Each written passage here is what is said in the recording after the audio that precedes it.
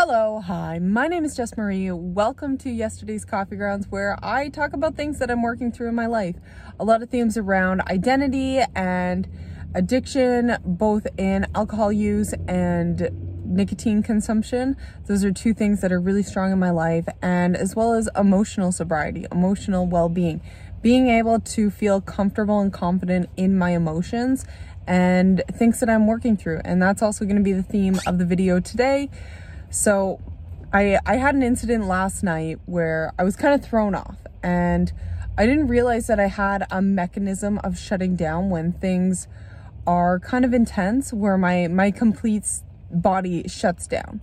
It instantly is like, I don't want to deal with this, and that's a survival mechanism, and it's something I do need to address to my counselor. I am seeing a counselor one day a week because I'm 26 and I don't want to be 46 and realize, wow, I did not resolve any of the issues that I've been working through since I was 16. We're going by numbers of 6, I guess. So last night I went to boxing, and Rob and it was our first time going to a sparring class, and my boxing coach usually does the Friday night sparring sessions. He was not there last night. It was a gym owner who I have a personal relationship with, kind of family, marriage, divorce kind of connection.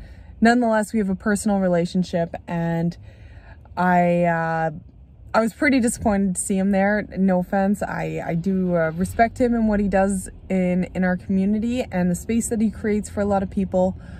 But I woke up pretty frustrated about this morning. I was really surprised how much it weighed on me that it was one of the first things that I thought of this morning. And it was like, what the heck? Why is this bothering me so much? So we went to sparring last night, and I didn't know what to expect, but he was leading the course or the class, and we got mouth guards, and they were way too big. They didn't mold to our teeth. They didn't mold at all after putting them in boiling water. One of the things, if you've never used a mouth guard before, you put it in boiling water and then squish it in your teeth, and it squishes down. They were way too wide. They were just uncomfortable. He felt the need to really point this out and make it seem like we were making everybody uncomfortable. And it's like, okay, whatever. It's a fucking mouth guard. We got them. They didn't work. We're going to get new ones. It's fine. Sorry that I don't have the finances to invest in two $20 mouth guards today. I'm sorry, I didn't. So now we're paying for these two. Whatever. Money is money. It all comes and it all goes.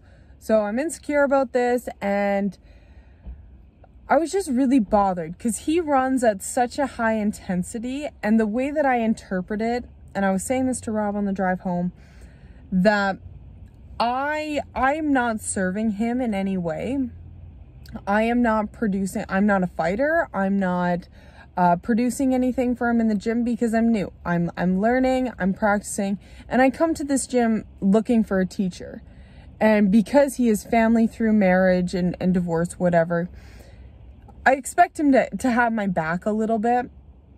And I don't feel like that's there, and it's kind of frustrating. I think he looks at me of my past, of drinking, him coming over to pick kids up, and there I am smoking, and I just feel like it's this thing where he doesn't believe in me.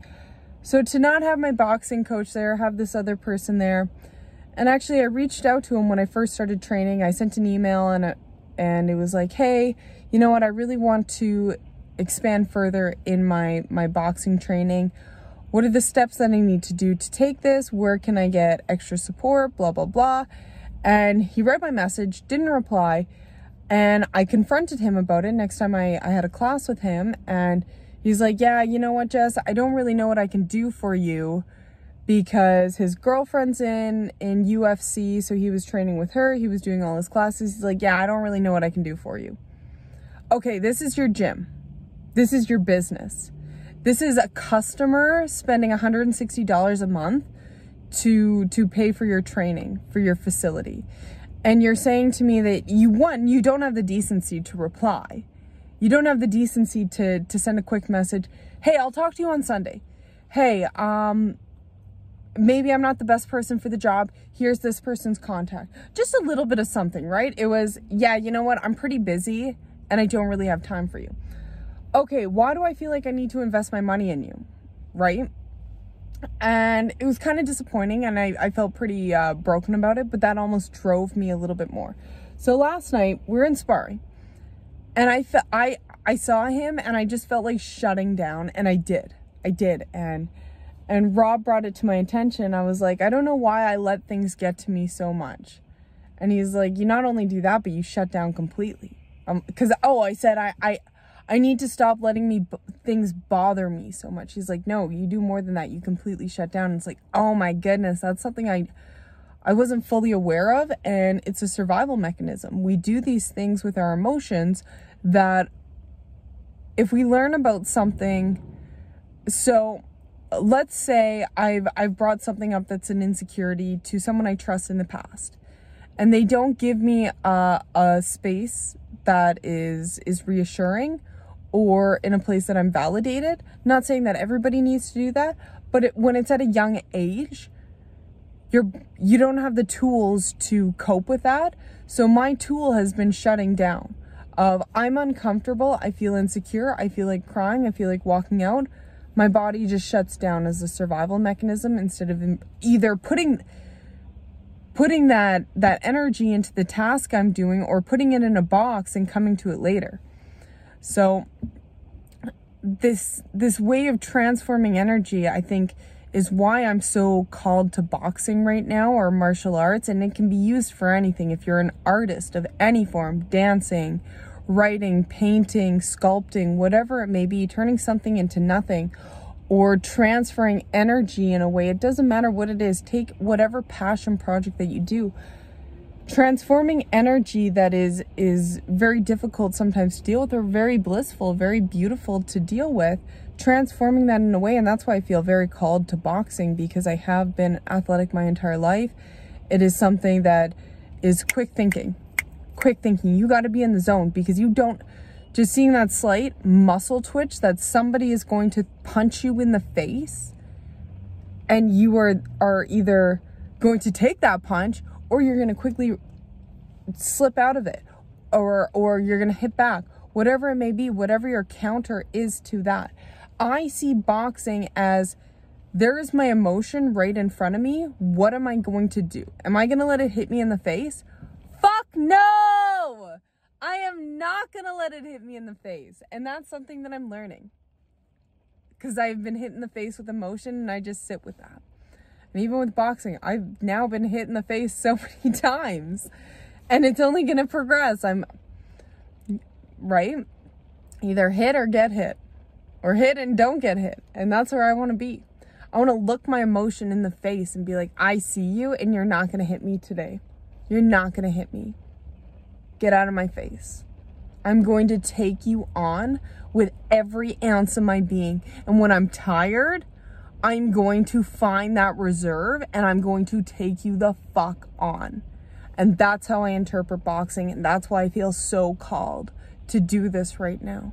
Because it's not just the satisfaction of getting energy out. It's transforming energy and the result of that. And to tell myself one day, hey, you did this. You did this. You put in the effort and you did this. I don't expect it to take me all around the world. I don't expect it to take me on to magazines or sponsorships. I expect it to take me, and I'm working towards it taking me to emotional sobriety, of transforming energy and learning how to channel that energy appropriately.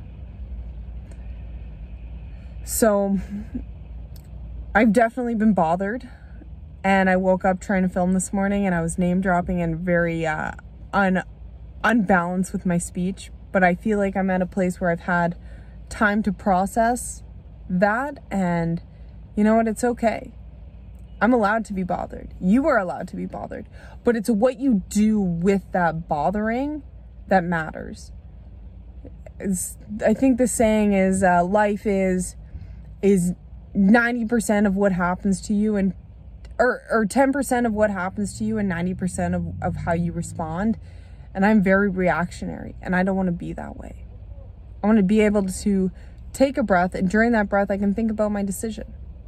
In boxing, you have split seconds to decide, so maybe that doesn't make sense, but it makes sense to me, and it feels true to me. And that's what I feel this calling to do, and I'm praying a lot about it, because I'm like, if this is not what I'm supposed to do, please give me a sign. Give me a sign today. I need something obvious. I need somebody to come in and tell me. I don't do numbers. I don't do things like that. I dive into human contact, and that's what speaks to me, is when somebody comes in and relates to me on human to human level. Right now, I'm not connected fully to the spirit. I want to be, but that's not where I'm at in my life today. And that's okay. Accepting that things are okay. So, this is a whole lot of yammering.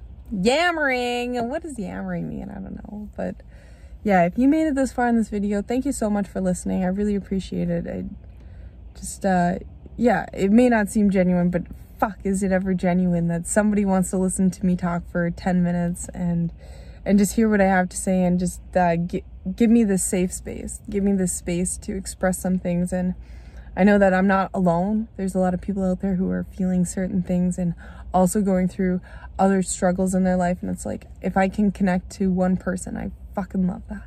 So, yeah, not to tell you what to do, but I hope you have a wonderful day wherever you are in the world. And I'll see you in the next one. Bye.